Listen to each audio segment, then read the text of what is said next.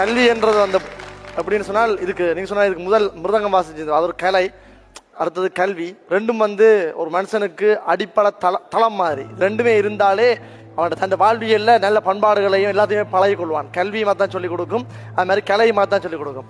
நான் இந்த வாழ்க்கையில நான் ஒரு பாட்டு அளிப்பேன். எப்படின்னால், நான் வறுமையில வறண்டு கொடுமைகளை கடந்து கவலைகளை கலந்த கதையின் மகன், கலைமகளின் மடியில் உறங்குது என் கவிகள், திறமைகளின் சுவட்டில் ஓடுபவன், விண் வெளியில தெரிகிற சந்திரன், வளர் புறையில பிறந்த நெற்புத்திரன், செந்தமிழ்மறை தந்தனல் வள்ளுவன் ஆசையில் நான் கவி வெள்ளமை பெற்றவன், தன் வினைதானை தன்னை சுடும் உன் கனவுகள் வாழ்வை பெறும், முதுகில விழுகிற எறிகனை அத்தனையும் புது வாழ்வை தரும், படிக்கிற வயதில வறுமைகள் கொடியது, மதிக்கிற மனங்களை வெல்வது அறியது, மங்குற ஒளியில மண்ணெண்ண விளக்கில மண்ணில எழுதிய காலமும் கழிந்தது, குண்டிலும் குழியிலும் விழுந்து எழுந்து நான் கூச்சலும் கூட்டமும் காணவே எழுந்தவன், என் அப்பனோ தோளில மூட்டைகள் சுமந்தான், பெத்தவள் மடியில கனவுகள் கிளந்தாள், கரை விழும் கலி காலம் உன் கனவுகள் நிலையாகும், உன் நினைவுகள் நிலையானால் தென் திசையும் உன் பெயர் கூவும்.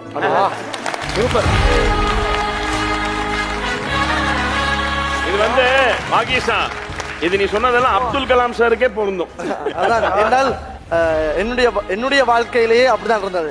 என்றால் ஒரு ஆரம்ப கல்வி வந்து எனக்கு தெரிஞ்சு கொஞ்சம் பரவாயில்லை. அண்ணாலாம் வந்து கேலண்டர்ல வர்ற சைட் அந்த ஒயிட் லைன்ல எழுதி படிச்சேன்னு சொல்லி அம்மா சொல்லுவாங்க. அப்படிதான் இந்த பிள்ளைய படிப்பிச்சு நான்.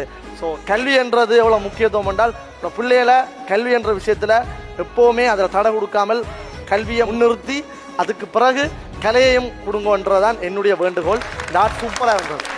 ரெஸ்பெக்ட்.